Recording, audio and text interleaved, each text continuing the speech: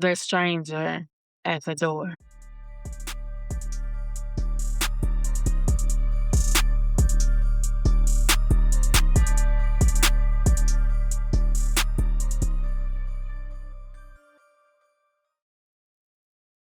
Hey, loves. Welcome back to another episode of Sassy Speaks. I'm your girl, Sassy. And hello, July. I can't believe that we are halfway through this year. Again, I feel like I just said Merry Christmas. However, I do pray that the last 6 months will be better to you than the first 6 months. So, if you are new here, welcome. I hope that you enjoy what you hear and that you'll stay a while and that you'll come back again. To my day ones, hey, boo. Thank you for rocking with your girl yet another week. So, let's get into what we're doing for the month of July. Last week, I told you that we were going to kind of keep the theme of Reddit going, but just with a twist. So, me being a true crime lover, I felt it not robbery that we take the month of July and let's talk about some stories that happened for real. But I want to know, what would you do? So, this is going to be an interactive month. I want to hear from you, but we'll get to that at the end. So, let me tell you what we're going to be doing. Every week, we're digging into some of the most shocking, unbelievable, and thought provoking stories shared on Reddit. Stories of betrayal, deception, impossible choices, and twists that sound too wild to be true, but they are. So, Sassy Speaks isn't just about drama. It's about the lessons hidden inside the chaos. So grab your favorite drink, get comfortable, and let's open the Reddit files. It's 2 in the morning. You're home alone, out of nowhere. Bang, bang, bang. Someone is pounding on your front door. You hear a woman screaming, "Please help me. Someone is trying to kill me." Your heart is racing. Every instinct tells you to help. But every true crime documentary you've ever watched is screaming, "Don't open that door." So, what do you do? The story. Let's call this person Claire. So, Claire shared a story about being home alone late one night when a frantic knocking suddenly shook the entire house.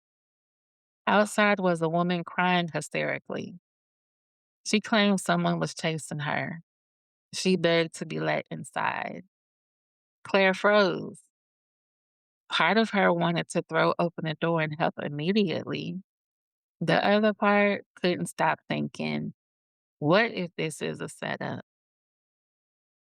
We've all heard stories where one person distracts the homeowner while someone slips in through another entrance, or worse, someone forces their way inside. Instead of unlocking the door, Claire called 911 immediately. While waiting for the officers, Claire stayed on the phone with dispatch and spoke to the woman through the locked door, trying to keep her calm without putting herself in danger. A few minutes later, police arrived. Thankfully, the woman had escaped a violent domestic violence situation. She was telling the truth. Claire felt relieved that she survived. But afterward, Claire couldn't stop thinking about how differently the night could have ended. If she had opened the door and it had been a trap, there might have become two victims. So let's talk about it. This story made me stop and think because there really isn't a perfect answer. We all like to believe we'd help someone in danger, but we also have the responsibility to protect ourselves. Is true crime made us smarter? Or has it made us suspicious of everyone? Can you show compassion without putting yourself in harm's way? Calling 911 was still helping. Speaking through the locked door was still helping. You don't always have to sacrifice your own safety to save someone else. Sometimes helping looks different than we imagine. Now, for me, I would have done the same thing. And here's why. The society today has made it impossible for people to want to help other people. And it's sad. It is very sad because you have a big heart. You don't want to see anyone getting in trouble. You don't want to see anyone suffering. But you do have to protect yourself. And people are crazy. People are insane. And I believe that true crime has made me smarter because now I know what to look for. Now I know the clues and the red flags, and I'm just not gullible walking like la la la la la. Oh, this person needs help, but there's a big X in the window, this kind of stuff. But it has opened my senses up to be more aware. I was always aware. I felt like I was one of those people that always was paying attention to my surroundings. However, true crime has kind of knocked that up 10 times more, if that makes sense. Someone knocking at my door at 2 a.m., anybody knocking at my door without a invite, without giving me ample warning, with, just showing up unannounced, you probably not getting in anyway, because that's one thing I don't play. Don't show up unannounced. But I just feel like this is something that, again, it is not a perfect answer because had her partner caught up with her and something happened because I didn't let her in the door, I would feel terrible. Of course, I'm human. I have feelings. I do have a heart. Might be a little hard, but I have a heart. However, just like the story said, there may have been two victims because if it was a setup, or what if the woman was telling the truth? The partner caught up with her, took her out, and then took you out for helping her. Do we think about that? It's 50-50. You take a chance. But I guess your safest way is not opening the door, calling 911 and kind to stay with her, talk and talking to the lady through the locked door, and thank the good Lord the partner did not catch up to her or realize that she was gone before the police got there. And sometimes you even got to be careful with opening up for the police because sometimes people intimidate those people as well. Sometimes people act as if they're really trying to do good, but they really not. And I'm not, no shade to the police. Shout out to 911. I'm just saying, you just have to be that careful because people are crazy.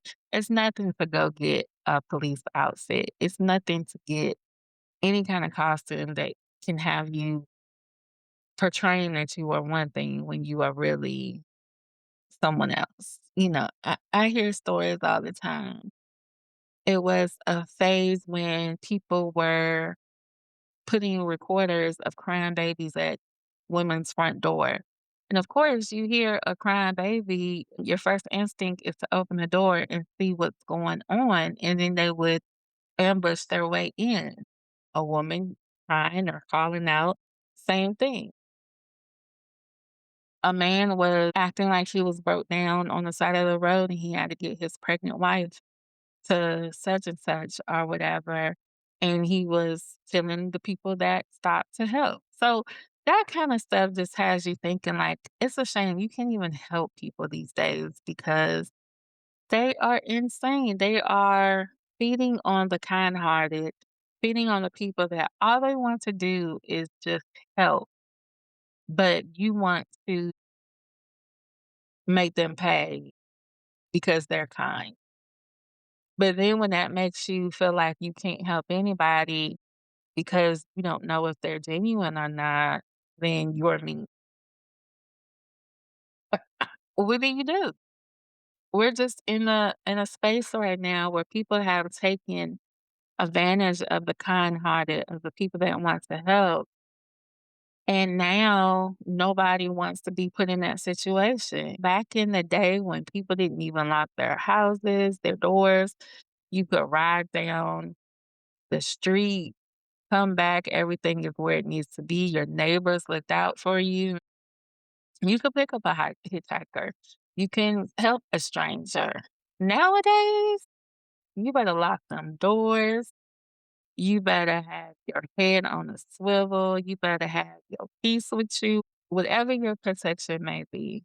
I feel like now that we have those Ring cameras or whatever you use, technology has made it so that we can see if there is actually a crying baby outside or is it a tape recorder. We can see whoever is walking up to the door and what they're doing while they're walking up to the door. We can see around the houses. Everybody, somewhere, anybody is recording something.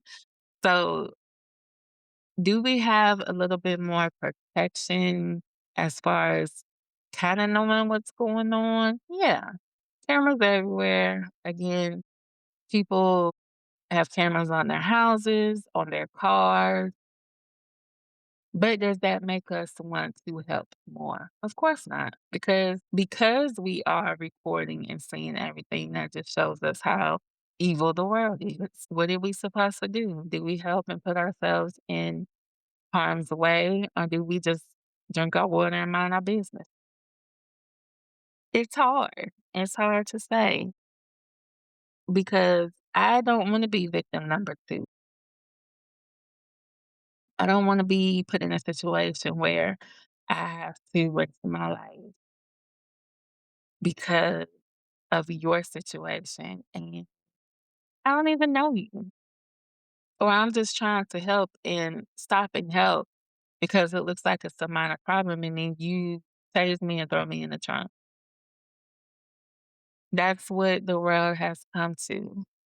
Is it right? Of course not, but that's just where we are. I am suspicious of everybody. I am the type that you have to give me a reason to trust you. And that is gonna take a little bit of time. Some people are like, "Oh, well, I trust them until they give me a reason not to." Flip the script. I need a reason to trust you. I don't know you. And if I just think back in the day when I was out there, a single woman, of course, and, meeting up with people, going on dates, I thank the Lord for covering me. It did say the Lord covers fools and babes. I just don't think you could be that free these days.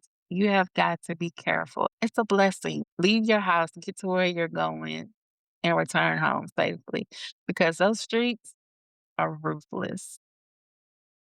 And when I say ruthless, I mean ruthless. Therefore, it's just like you really can't help people because you're scared of your life. And as I say, I love true crime. I truly do. And it has made me more aware of how crazy the world is. So, what do we do? I said I would have done the same thing that Claire would have done. I would have called 911. I don't even know if I would have talked to through the door, honestly. I would just call 911 and say, "There's somebody knocking at my door. I have no idea who it is, but they're yelling somebody's trying to kill them." And what's next? What do you do? Well, I'm not gonna be that mean. I might tell her help is coming, but I'm definitely not opening that door. Definitely not. So what would you do if you heard someone pounding on your door at 2 o'clock in the morning, begging for help? Would you have opened the door or would you have stayed inside and called 911? There's no judgment here, judgment free zone. And I genuinely want to know. So drop your answers in the comments. And also, if you want to send it to me via email, you know how to get at me, sassyspeakspod@gmail.com. Or you can post Sassy Speaks on Facebook, Instagram, Sassy Speaks Pod. So every story leaves us with one question. What would you do? Again, drop your thoughts in the comments. And if this episode had you hooked, don't forget to like, share, and subscribe so you will never miss a case from the Reddit file. Take what serves you, leave what doesn't, protect your peace, and drink your water. Until next time, bye, love.